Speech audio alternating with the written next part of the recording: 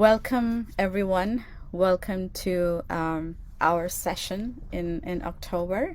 Welcome to the Global Activist Network. I'm Lamona Chanda. I'm one of the co-founders, and we are observing Black History Month.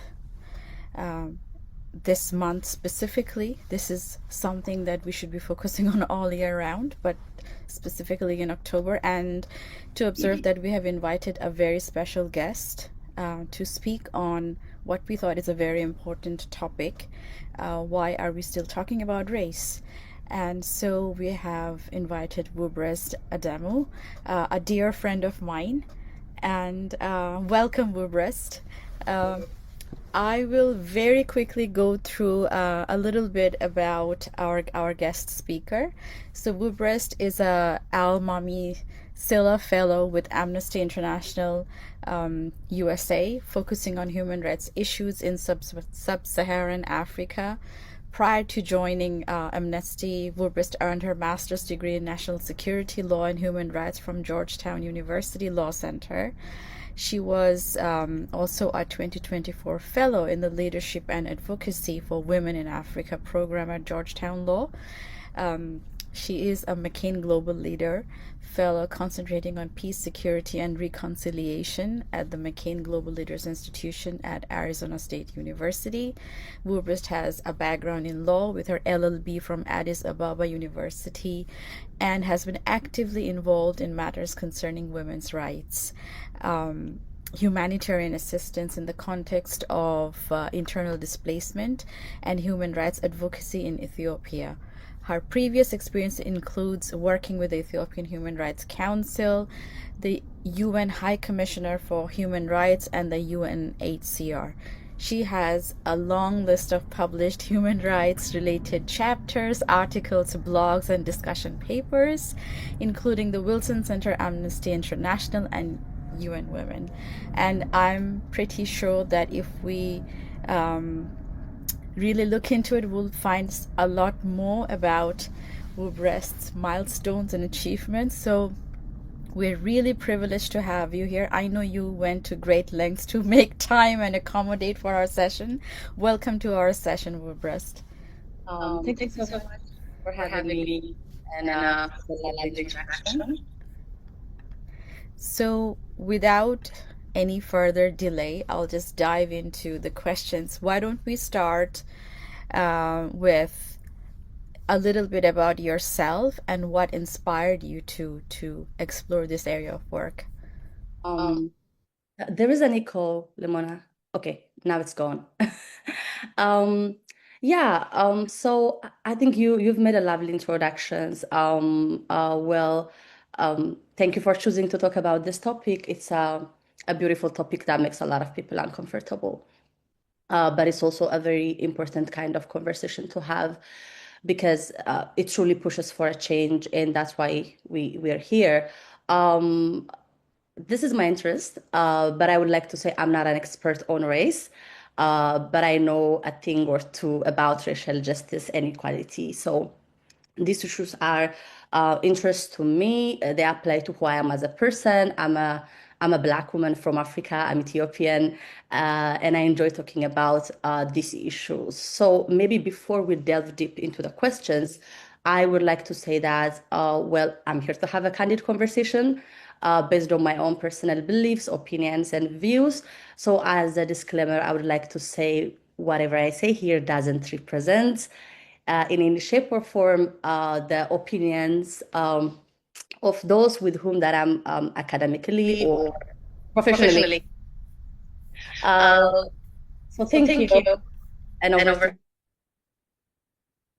Thank you. And that's why we thought that you're such a great candidate, because we want you to be candid and we want everyone to be candid about this. I think we, in the process of staying politically correct or diplomatic at times, we just don't speak the truth and our lived experiences. So I'll move on to our second question. We're still talking about race, implying that it still exists, racism still exists. Do you see any difference in the form of racism that people face today?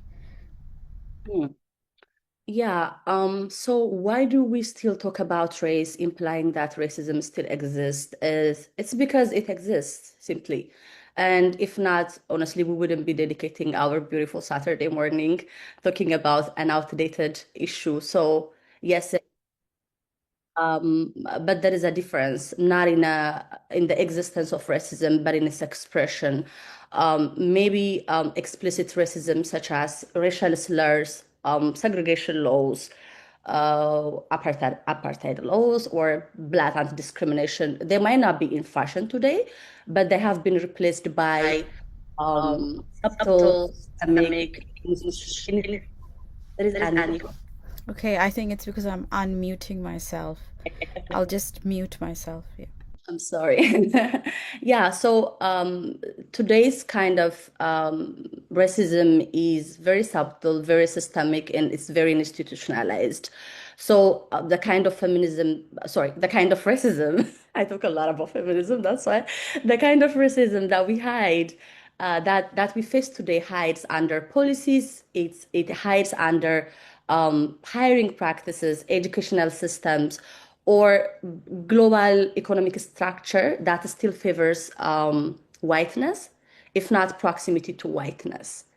And I can give you the best example I know as an African. In Africa, as a continent of Black people with a history of colonialization, racism still manifests through neocolonialism, where Western nations, Western corporations are still in control of African economies. They dictate trade terms and they influence political systems. Like we can take a recent example of a friction between the Sahel regions, like Mali, Burkina Faso, and the France. Also globally, African people or people of African descent, for that matter, still face stereotypes and underrepresentation and also structural barriers that keep them marginalized because the goal here is to keep us marginalized. It's not a new thing to see rooms discussing African issues without the presence of Africans. And it's also very common to see recent peace negotiations taking place in America or taking place in the West, in Europe, without inviting conflicting parties to the table. So it's like those who like to decide on behalf of Africa or for Africans, they don't see the need to get Africans on board. So this is very hilarious, but it's also a sad reality. I'll stop here. Thank you for that. And you touched on the issue that I'm gonna ask you the next question. You mentioned Burkina Faso and all that. I just happened to cross one of the high commissions and I saw a protest because of some regional issues were not portrayed the way. I mean, they were not just covering or the national media wasn't sort of telling the truth. It was a very Western perspective. So I'll move on to the next question, which is how does the legacy of slavery, colonialism, which you already talked about, and segregation continue to shape today's system, including education, housing, healthcare, policy, wealth? You could choose to focus on any of those areas or all of them as you wish. Yeah, a very valid question. You know what? In Ethiopia, we say there is no future without the past. Like, there is no future without the past. That means the legacy of everything that you mentioned, slavery, colonialism, segregation, whether we like it or not, it will continue to shape today's systems. Like, it will continue to shape the education system, the housing system, the healthcare system, the wills, the policing, like you name it. Um, it's like I would describe it as a scar. I don't know if it is the best example, but it's like a scar. Like you may not necessarily be in a direct harm like today, or your wound might somehow be healed, but you can still see it, one, and you can feel the pain when it's cold. So the scars of slavery, the scars of colonialism, the scars of segregation, and so on and so forth, they are still paining African societies. They are still paining Africans because they disrupted and somehow took away our culture, our economies, who we were as a person, as a society, and that created a long-lasting inequalities. Like some people argue that, well, most African countries were free from the shackles of colonialism back in the 1960s, 1970s, and why are we still talking about this? And I say, in the same way that we're talking about generational wealth and growth of European countries, here we're talking about generational pain and generational trauma. So slavery and colonialism extracted African wealth, which means it left us, like it's leaving generations of poverty while like enriching the West. So this is a very a very yeah, it's a very, I would say, tough topic to tackle, but today's global inequality, the reason why we are where we are, it's because of what happened in the past, and it's a direct continuation of that system. So yeah, let me stop here. No, thank you so much. And I'm so glad that you brought the generational trauma aspect as well, because I also talk about it, and I also happen to come from a region that was colonized. So I think that the continent of Africa collectively went through way more severe experiences than South Asia. But Yeah. from what I have experienced as an audience or as an outsider, I don't see massive changes happening even today. So I wanted to ask you a follow-up question on the question that I asked. Do you feel that people of African heritage living in Africa or elsewhere are conscious of the fact that a new form of colonialism or a new form of control is still there? I are. Or I believe we are, because like the whole notion passes, this I don't know, unspoken rule of Western language, Western knowledge, Western way of life is better than the one that we have. Like Western medicine is better than the indigenous medicines that we've been having for like ages, or uh, our culture is somehow considered as primitive or not so civilized, and uh, there is this like menu of, this is how you should live because this is what's considered as modern, what's considered as civilized, so on and so forth. So I think we are, and I can speak for myself, for my friends, for my groups. We are aware of, and we are, I feel like the generation right now is trying to fight back, because I like my aesthetics. I like the way I dress. I like the way I speak. My accent, it's beautiful. It says that, see, I speak two languages. I speak three languages. So I'm not ashamed by the way I speak. I'm not ashamed by the way I eat, the way I, enjoy my culture. And yeah, we try to enjoy every space that we get and present ourselves and be who we are. So I think, yeah, yeah. Okay.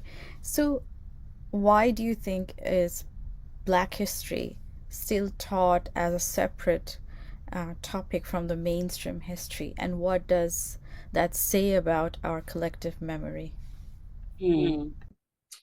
So I only want to say a few words here because it's a profound topic that encompasses many disciplines, like, and Black history or African history being treated as a special topic rather than an integral part of world history. I remember in Ethiopia, back in I think middle school or high school, there's a curriculum like Ethiopian history, African history, and then like world history. We so, but now this separation in the world, it has been minimizing like Africa's foundational role in human civilization, in science, in trade, and culture, and now maybe in AI. So it portrays that the global south, I mean, for lack of a better word, I'm sorry, like the global south, it portrays as like a receivers, like not contributors, and that's far from the truth. And what it says about our collective memory is that it's selective.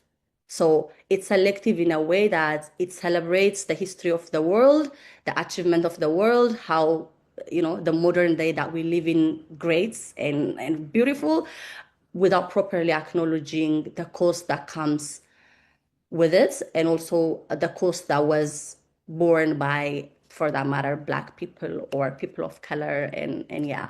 So it says that the memory is very selective and it picks whatever it wants.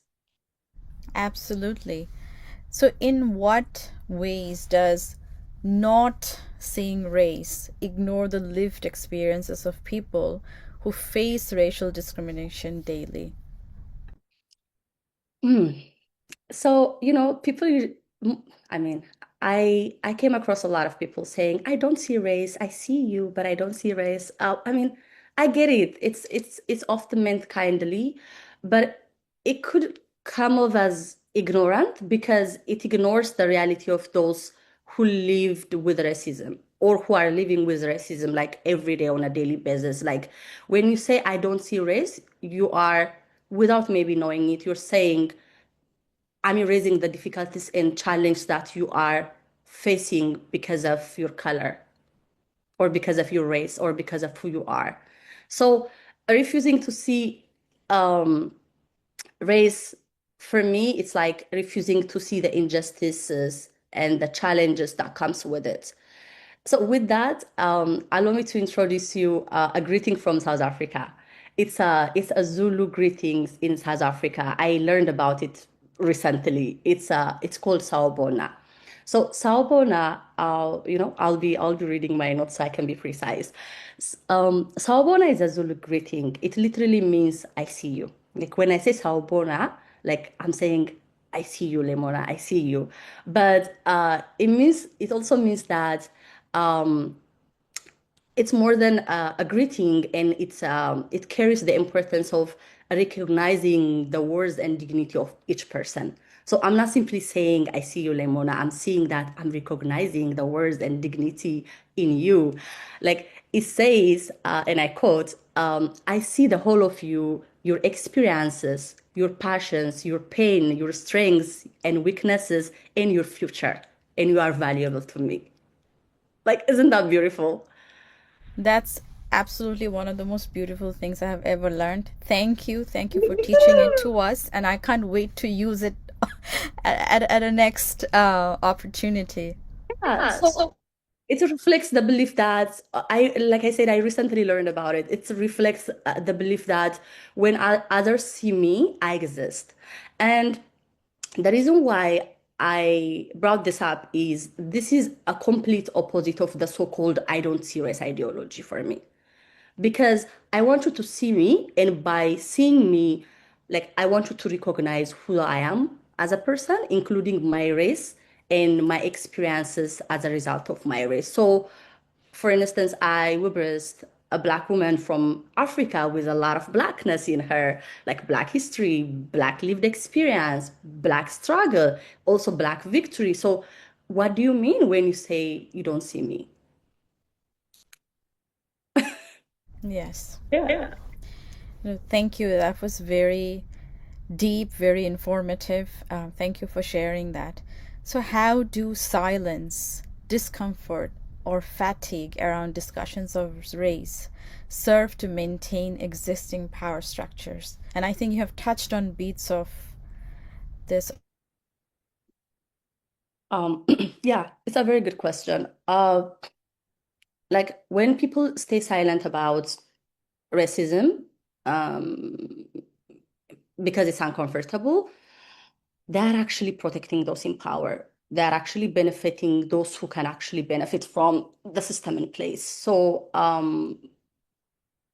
when you feel discomfort and when you stop talking just because you're uncomfortable about the issue, you're avoiding candid conversations like this, and by that you're benefiting maybe not yourself, but those who can actually benefit from the system. So it's not only limited to racism, to be frankly honest. Like it could be colorism, it could be ethnicity, it could be privilege. People wants to avoid that kind of conversation because one, in fear of conflict, and then two, it makes everyone uncomfortable. So, let's just leave it alone. So, but the silence is not helpful. And I can give you an example, like a first-hand example, like based on my own lived experiences. Like, I came from a community where colorism exists and still keeps affecting us, but nobody's talking about it, like except a few people. It's like you can simply identify when someone being colorist, and but then like you don't want to have a conversation because it's it's uncomfortable, you know? It's like those small comments when you be like, oh, I'm from this, and people be like, oh, but you don't look like it. And I used to confront people like, what do you mean I don't look like it? Um, it's like people actually prefer those with lighter skin. Like I said, it's proximity to whiteness. And this has been the norm since day one, as far as I remember, and no one is challenging it. So the reason why I'm sharing this is if the goal is to dismantle oppression, like any kind of oppression, then we must normalize having like an uncomfortable kind of conversations. And we need to commit to have like those tough conversations, like boldly. Um, like me and you, we've shared a learning path at one point, and it wasn't only learning, it was also unlearning. It's like self-reflection and be like, okay, what are the things that I need to learn as a person so that I can grow and I can benefit my community? Also, what are the things that I need to leave behind? Like, what are the things that I'm accustomed to, that I'm used to, which are not beneficial to anyone, including me. So I need to unlearn these things. Yeah. So I think we need to have more uncomfortable conversations so that we can see change. Yeah. Absolutely. And the phenotypic features you mentioned, even today we see all these supermodels, beautiful Mhm. supermodels coming from Africa or maybe of African heritage, mirroring almost European or Caucasian features that ultimately make it very big in the industry. So it's yeah. So why do conversations about race often provoke defensiveness, and how can we move on from guilt or blame to accountability and growth? I'll use a very small example. Very recently, there was this massive incident during when the British ruled India in Punjab. A massive sort of massacre happened when there was open fire towards people just present at a peaceful protest without any violence or anything. It was just they were just talking. There were women and children, and there was open fire and killed. I think, if I'm not wrong, thousands of people, and that's a very difficult part of history. I have not seen genuine apology yet, and very recently, I think the granddaughter of the person who ordered to open fire was still denying what happened, and she was saying, "Oh, where were the looters?" or made that kind of a very offensive comment. So I still feel that we have not reached to the stage where we're acknowledging the truth of Mhm. oppression that happened, and so yeah, I wanted to put this question out to you, like, why do conversations that involve race um, often provoke defensiveness among people, and how can we move on from this? Yeah. I mean, you said it. It's very sad to see, these reactions continue to happen now, even now. Um, I would say it's because conversations about race or any form of, let's talk about any form of injustice. It kind of triggers like guilt or like denial because somehow they're challenging privilege and maybe they're also challenging identity. Like a lot of people, they fear being labeled as racist. So like when you pointed out something, they react defensively. Like instead of listening, they'll be like, I'm not being racist or I'm not being sexist. I'm not being this or that. I was like, I'm not naming you. I'm not saying you are this or you're that. I'm expressing how I feel and the way I look at a situation. So I think it naturally kind of triggers that defensiveness that's I don't know. And also, one might ask like a valid question, like let's take an example of colonialism, like because I've had so many conversations with my friends, like all over the world, about colonialization, neo-colonialism, how it has been affecting like Africans, and people could ask you like, why am I taking the blame for the actions of my ancestors? I wasn't even born then. I'm sure you've heard of this kind of arguments before. So, um, it's like, let's start here. I'm not trying to guilt trip you, or I'm not trying to put the blame on you. Like, one, we're just having a conversation, and the conversation is not about you. It's more about acknowledging the lasting consequences of uh, what happened in the past that also persists. It persists today. So, I mean, this idea of like defensiveness is also like a form of ignorance because we're trying to have like a conversation, and you need to listen to the experience. You need to we need to be able to listen to, I mean, you need to listen to the challenge, the struggles that people have faced, and it has nothing to do guilt tripping you, at least in my personal opinion. So like you said, there needs to be a shift from guilt to accountability, because now the question is, if we say racism still exists, if we say it's the form might have changed, now it's more systemic, now it's more institutionalized, now it's more subtle, then that conversation needs to happen. It also goes hands in hands with the need to have those uncomfortable conversations. So we need to be able to shift from guilt to accountability. One, how are we going to make this better in the future? And then two, we're not talking about a past history that no longer exists. We're talking about a modern day, a current day problem. So, yeah, I think we need to shift from like guilt to accountability. Absolutely. So, and what role do you think media, art, and culture play in either challenging or reinforcing racial stereotypes? Mm, that's, yeah, that's beautiful. So the role of media, art, and culture, it can serve both ways. It can challenge the stereotypes. It can also reinforce the stereotypes.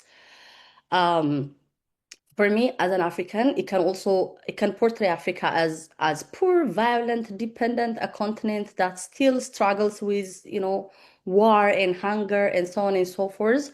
But can also challenge by showcasing African strengths, African innovation, how beautiful we are, how deep our culture is, uh, our young people. Like it can serve both ways. Um, I can say I'm so proud of the current, like the generation that I'm part of, like the filmmakers, African writers, African musicians. Like I'm sure you've heard of, about like um a lot of this. Um, they're reclaiming the space and they're kind of rewriting the narrative. Um, they're telling stories from Africa. They're telling our story of resilience, our story of pride, so people can see Africa beyond the conflict, beyond the war, beyond the poverty and hunger and so on and so forth. But we also have a long way like to go. We're just getting started because I was just reflecting and I learned that how many, for instance, if we take movies, how many movies are out there like produced by Hollywood that narrates, Africa's history of conflict or the genocide or the struggle for power, war, conflict, like plenty, plenty of movies. Like I was counting the titles of movies like with my bestie last time. I was like, there are plenty. Like if you single out a single issue um like minerals, like let's say like diamond, I can tell you two, three movies that were made about like blood diamond. But when it comes to African victory, when it comes to African um untold stories, like our historical sites, like attractions, like there are like only few I would say movies exist. So I think it's time to reclaim, I think we'll talk about it later as well, but it's time to reclaim the space and so that we can tell our own stories. Also here it's also we are the ones that can tell our own story. So I'm not saying this in a sense that I'm expecting Hollywood to come to, to go to Africa and document our history, document our, proudful moments. But I'm saying we can do it and we are somehow doing it. And I believe we can do more of this in the future. So it's a very powerful uh, tool if we can use it properly. That's a very good point you made, because I'm a huge film buff. I always try to consciously watch, and even with a lot of films where they have touched on issues in Africa and the slave trade and all that, not without a Caucasian hero. The main character is always the savior is always from the West. Yeah. But like you said, we need the local heroes who actually spoke up, and perhaps that wasn't enough. Perhaps the fight was lost, but that's the narrative. And like you said, like I also really enjoy seeing authors, filmmakers, singers who's trying to almost rewrite the narrative and sort of set it free from all these influences. Um, so how can we ensure that the diversity and inclusion efforts go beyond just tokenism to drive real equity and transformation? That's a broad question, but deal with it the way you like. Or like deal with it the way you like. It's up to you. Okay, let me deal with it as simple as I can. Um, um, so yeah, stop including people in spaces for the sake of statistics. We're more than numbers. It's like stop including women in a discussion room so that you can hit the racial, I mean the gender quota. Or so stop making it all about numbers or that beautiful graph or figure on a report. So like real diversity, like it's not about numbers, like it's about redistributing power. And I can give you my favorite example here. This is what the women's rights movement has been about, right? It's like, and then now um, we live in a, let's say we live in a perfectly perfect world where we see women coming to the table. They are bringing women to the table. I mean, good job, but are we giving women some of the valuable seats? So that's the question that I always ask. And tokenism, in a way, it places like a few Black faces in leadership, a few black faces in excellence for like appearance sake, for appearance's sake. So it's like good branding, but it doesn't mean it's a true inclusion. And for a true inclusion to happen, we need to tackle the root cause. We need to address the problem like from the root cause. We need to talk about policy change. We need to talk about structural change. We need to talk about, cultural and norms and more. So yeah, it's not about, bringing people to the room, or it's not about saying that, yeah, I mean, we try to include this community, these people from somewhere or here or there, or we try to, make sure women are part of the conversation, they've been consulted. No, make sure that their voices are heard. Make sure that you are actually considering their perspectives and their opinions, also what they need whenever you make decision about them. Yeah. And there's so many intersectionalities even among women to take into account, and also when it comes to race. So a lot of people say that we have made a lot of progress. If real progress has been made, why do racial disparities in income, health, and education, and so on remain so weak, Mm. so I like prominent? I this is not only a question, it's also an answer, right? Like, especially it's a good answer for those who say racism is not a thing, it's only a history, like, or even, to those who say I don't see colors, because if real progress has been made, why do racial disparities still exist?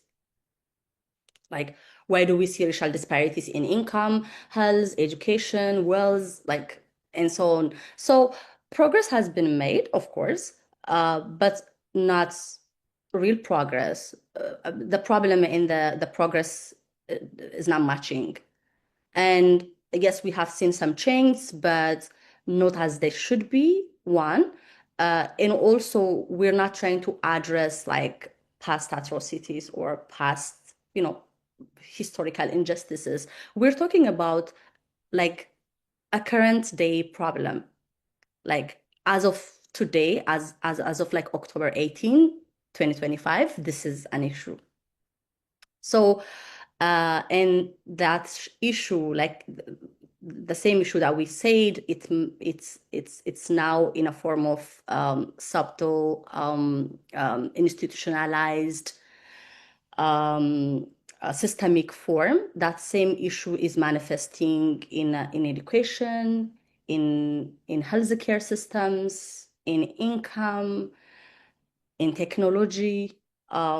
So, uh, which means real progress, it's, I mean, far from being the reality. So unless we stop, I mean, like you said, this is also a very wide and deep question, and I cannot provide like a one size fits all kind of solution. But I would say, I think we need to stop making some symbolic gestures, like including people for the sake of numbers, and call it a change. Rather, we need to start like working on real change, working on real improvement that can help us to, challenge the system, and also and tackle the like persisted disparities that we're facing currently. Absolutely. I just wanted to highlight that one of the most systemic discrimination that I see when it comes to um, dealing with different races is migration policies of very strong economies. And it's Mhm. a very well established and well supported approach. So it's very interesting how it's there, and oftentimes I think many people don't see it happening, or many people don't see it from the race angle. Yeah. Yeah. So, And you know why that's happening? It's because I believe it's because we're not addressing the root cause, whenever there is a problem, we're like plastering a band-aid on it. And then it might look like the problem is fixed for now, but it's definitely going to come back at some point, and that's what's happening right now. Like We're politics. treating the symptom, not the disease. Yes. Exactly. So, what are your top three recommendations for activists, for change makers, organizations working towards diversity and inclusion? And what should they focus on the most? Mm. Okay. I would say, okay, I can give you three recommendations from the discussions that we had so far. Like your questions are so good. I can I can get three recommendations only from your questions. Like one, um, it's centering marginalized people's voice in decision making, centering African voices, centering Black voices, centering people of color voices. So let's start asking what they want. It's like, let's like stop making decisions on our behalf without inviting us to a room, without, don't have an agenda, and you know, do your thing without inviting us. So the first one is making sure that the voices are centered in a sense. It should be more than like consultation. Like we said, real power should be redistributed, right? So do not only invite us to a room, but make sure that we have one of the valuable seats. So that's one. And then two is decolonizing systems, because we started this conversation by saying that, I mean, racism still exists, but maybe not, maybe the form has changed. And now it comes in a very, right, systemic way. So we need to start how do you say that? Decolonize those systems in place, in healthcare, in income, in education, in like politics, technology, governance, like you name it. So time to decolonize the system. And by that, we can claim our space, or reclaim our space, that we value our contributions, we value our knowledge systems, we value our belief systems. So that is the second recommendation that I could give. And the third recommendation is, I think we need to stop moving with, this gestural or symbolic change, and move on to the real structural change. So we talked about tokenism, right? So we need to think beyond tokenism. And we need to start discussing, having conversation about how power and resources are shared. It's not about um having that brand where like you include Black people or you include women, but making sure, like we said, that they have the valuable seats, their voice are heard, and their comments, their suggestions, and their questions are actually being considered and answered in any kind of decision making process. So if I have to generalize, conclude it, I would say one, uh, we need to start acting beyond the tokenism. We need to move to a more concrete, a more structural change. And two, I would say we need to centralize marginalized people's voice, like African voice, Black voice, people of color's voice, and three, we need to decolonize the system that's still in place. And yeah, I will stop here. Thank you. So we're going to very quickly take some questions. So we've received a question from Gertrude, who's the other co-founder of the Global Activist Network. Gertrude asked, she said, "Thank you for your brilliant responses. Have you personally experienced racism before, or know anyone who has, and how did you deal with it? Also, how are you promoting or celebrating Black History Month at your workplace or community? Okay. Ooh. Yes.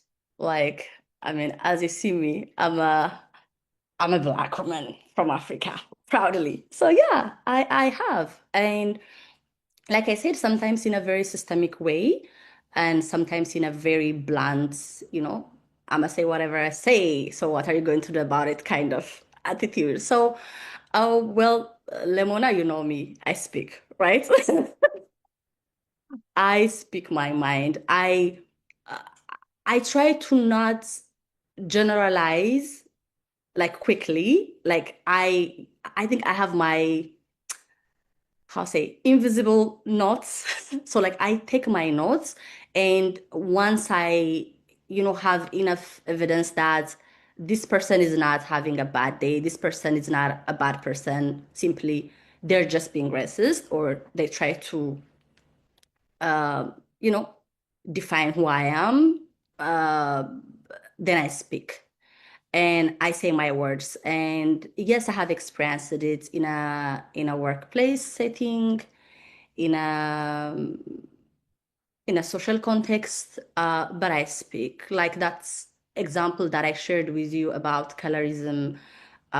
It happened like it happened a lot of times, like, and then I started confronting when people be like, oh, you don't look like, or you don't have these features, and I confront. I, so that's what I do. So my suggestion is, or my advice would be like, stop being silent. You're actually encouraging it. So stop being silent. It doesn't necessarily have to happen on you. When it happens to someone, speak up, because Be an ally. yeah, be an.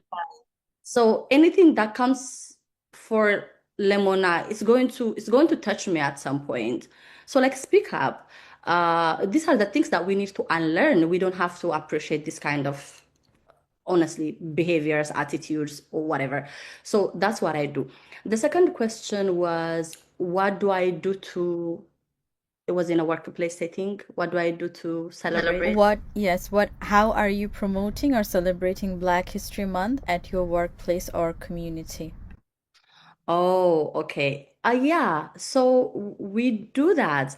And I would say, I think I'm one of, maybe I'm lucky because I, I currently live and work in the United States, and my workplace is, I would say, is like the most so far. I would describe it as one of the most.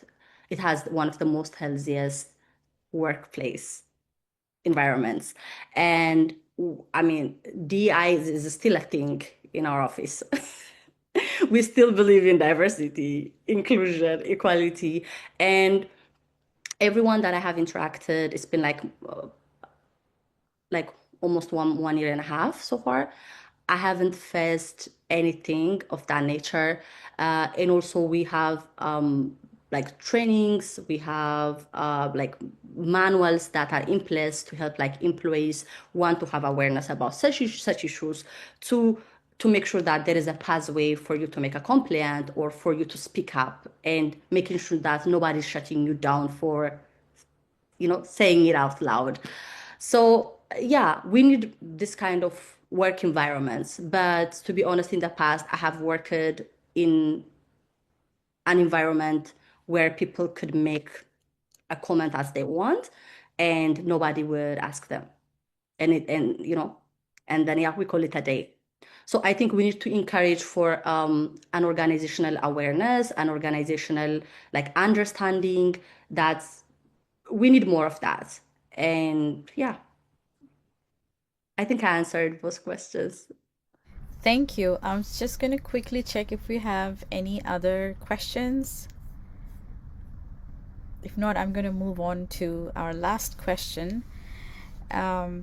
Well, before I actually ask your last question, I'm going to quickly say that today we recorded, I think, most part of the session, which will go on our channel. and Gertrude has thanked you for your response, which we all find very inspiring. So we have hundreds of change makers, Wubrest. I just wanted to declare this. We have hundreds of change makers on our platform, and an overwhelming number of them come from different countries in Africa. Well, from the entire world, but the majority actually come from Africa, who are doing amazing work at the grassroots level. That's our focus. And I'm sure that they're going to replay this session when posted, and learn so much from all the things that you shared. So I'm just going to request everyone to follow us on all our social media channels. We are on Facebook, Twitter, LinkedIn, Instagram, and yes, we're sharing our website, which is www.gan.org.uk.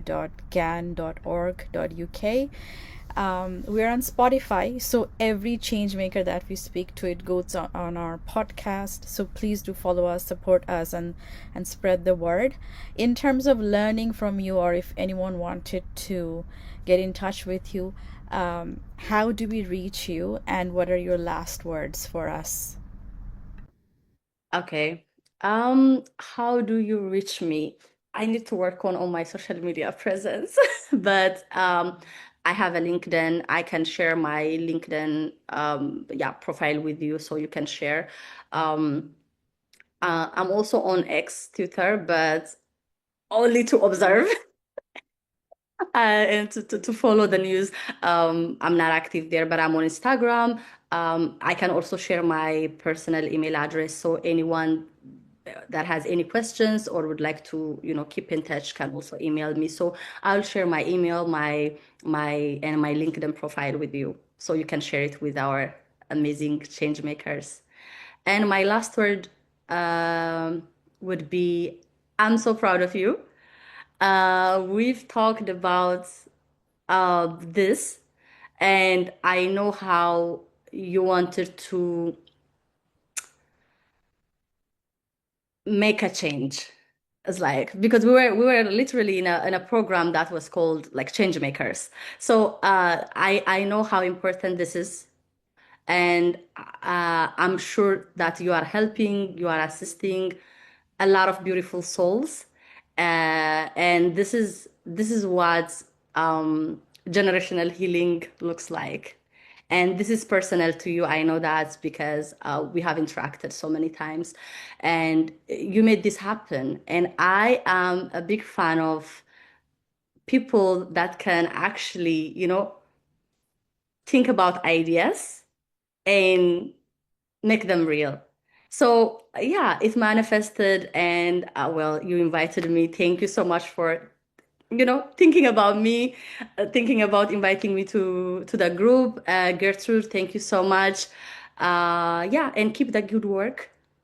You never know how you're going to influence people. Like, it's beyond your imagination, and you're doing the good work. And yeah, God bless you. Thank you so much, Wubrest.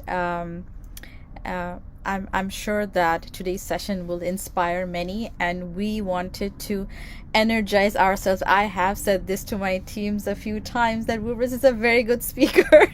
She's very positive, very inspiring, and also you speak the truth with so much authenticity, which I really like and find refreshing.